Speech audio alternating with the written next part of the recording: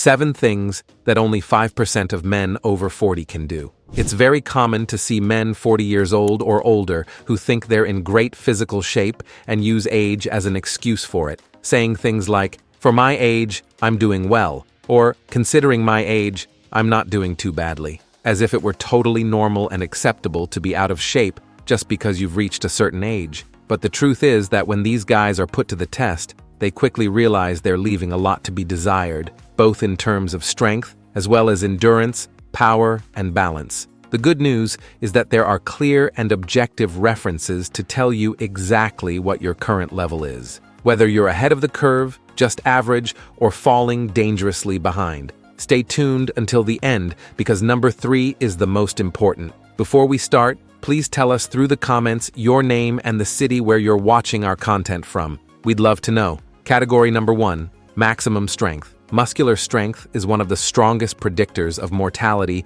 and quality of life in aging. Maintaining strength standards adds not just years to life, but quality to those years. Think of it this way. 2 50-year-old men can have the same weight and height, but the one who can lift significant loads has a musculoskeletal system that protects joints, supports the body in daily movements, and preserves functional independence for decades. Strength isn't vanity, it's long-term survival. The references I'm going to present come from decades of observation and training, adjusted to what healthy men over 40 can achieve with consistent dedication. If you're new to training, treat these as long-term goals, not as marks to test tomorrow. Age matters. For each decade after 40, subtract 10% from the reference. For example, if the standard is 1.5 times your body weight at 40 years old, at 50 years old it would be 1.4 times, and at 60 years old, it would be 1.3 times. You don't need to test the actual maximum directly. Use 1-rep max calculators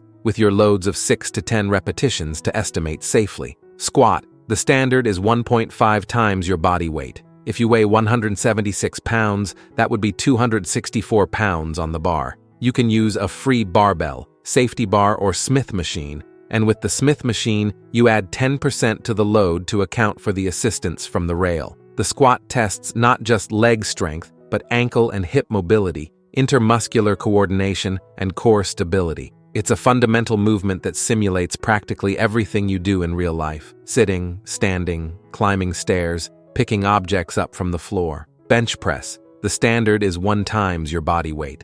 A man weighing 176 pounds should be able to do 176 pounds on the bench press. With dumbbells, use 90% of the equivalent total load, and with Smith machine add 10%. The bench press tests chest, anterior shoulders, triceps, and scapular stability. It's a direct indicator of upper body strength. Deadlift. The standard is 1.75 times your body weight. For our example of 176 pounds, that would be 308 pounds. Use trap bar if the straight bar stresses your spine too much, especially if you have a history of lower back injuries. Past injuries, anatomical limitations, or specific conditions may require different standards. What's important isn't comparing yourself with others, but focusing on your individual progress over time. If you're far from these marks, don't get discouraged. Category number 2, muscular endurance. Muscular endurance measures how long your muscles can contract repeatedly or sustain tension without excessive fatigue.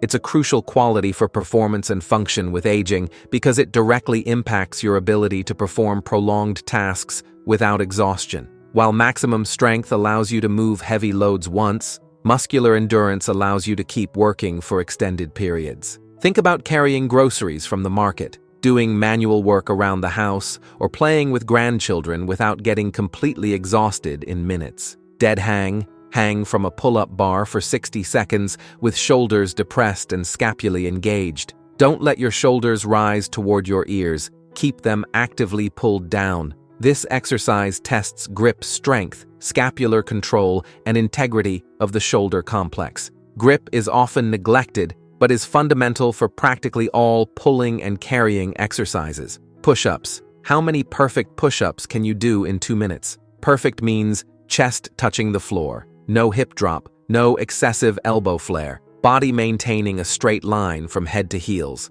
At 40 years old, the standard is 55 repetitions. Subtract 5 repetitions per decade. At 50 years old, it would be 50 repetitions. At 60 years old, 45 repetitions. and so on. This test evaluates endurance of chest, anterior shoulders, triceps, and core stability. Many men discover they can do a few push-ups with good form, but as fatigue increases, technique falls apart. Wall side, back completely supported against the wall, knees bent at 90 degrees, thighs parallel to the floor, feet shoulder width apart. For men between 40 and 50 years old, the standard is 2 complete minutes. Above 60 years old, 90 seconds is a good result. This isometric exercise tests quadriceps endurance and postural stability under fatigue. The quadriceps is essential for climbing stairs, standing up from chairs, and protecting the knees in daily movements. Before we continue, don't forget to subscribe to the channel. Having constant access to science-based information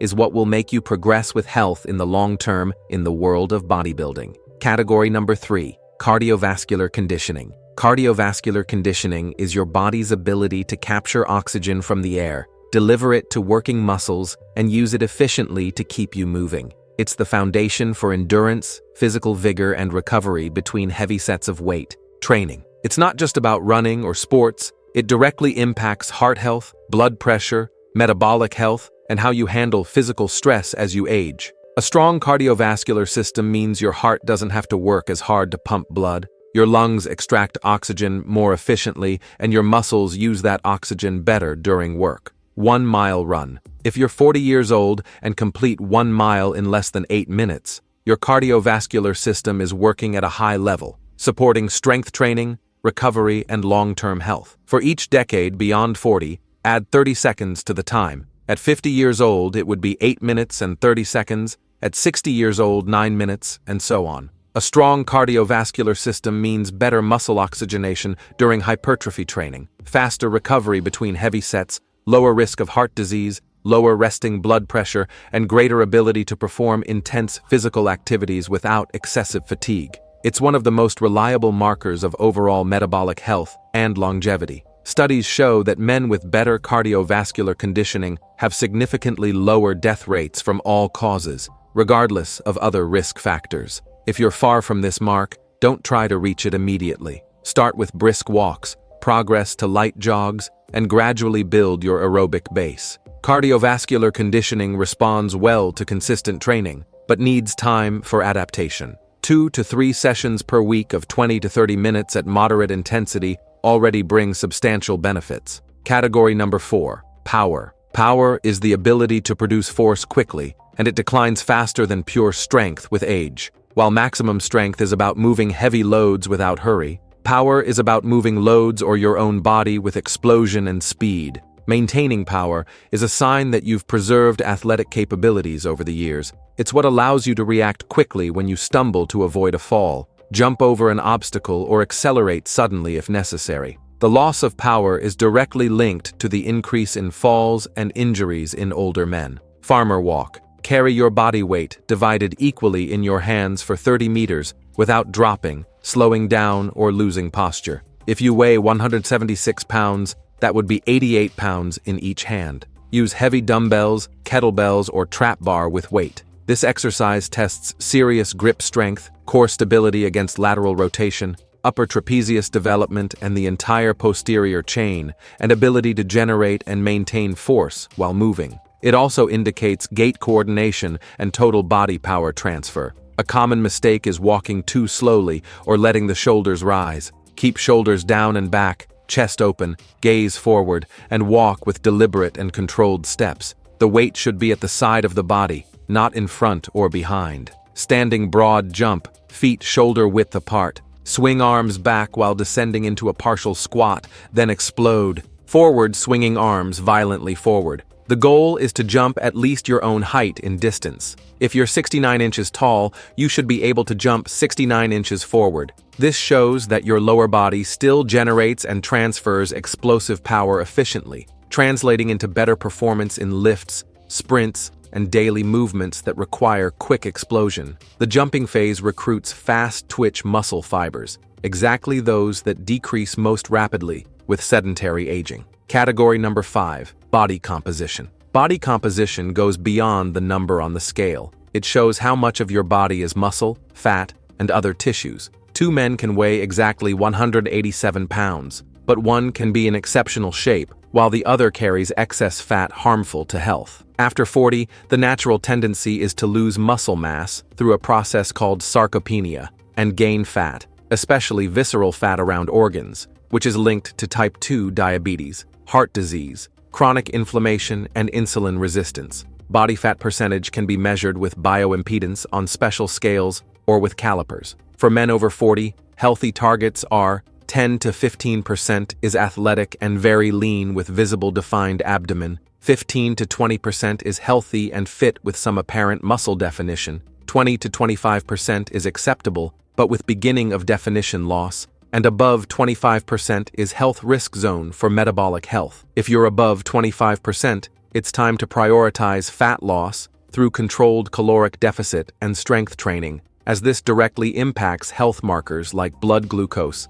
cholesterol, blood pressure, energy levels, and physical performance. Waist circumference. Measure your waist at the height of the belly button, standing, relaxed, without holding in your stomach. This number is one of the best indicators of visceral fat and cardiovascular risk. Below 37 inches indicates low risk, 37 to 40 inches indicates increased risk, and above 40 inches indicates high risk for metabolic and cardiovascular diseases. Even if you're heavy but muscular, a waist above 40 inches deserves attention and intervention through diet and exercise. Waist to hip ratio. Divide your waist measurement by your hip measurement at the widest part of the glutes. For men, the ideal is below 0.90 for low metabolic risk. 0.90 to 0.95 indicates moderate risk, and above 0.95 indicates high risk. A high ratio indicates abdominal fat accumulation, which is metabolically and hormonally more dangerous than fat in other areas of the body like legs or arms.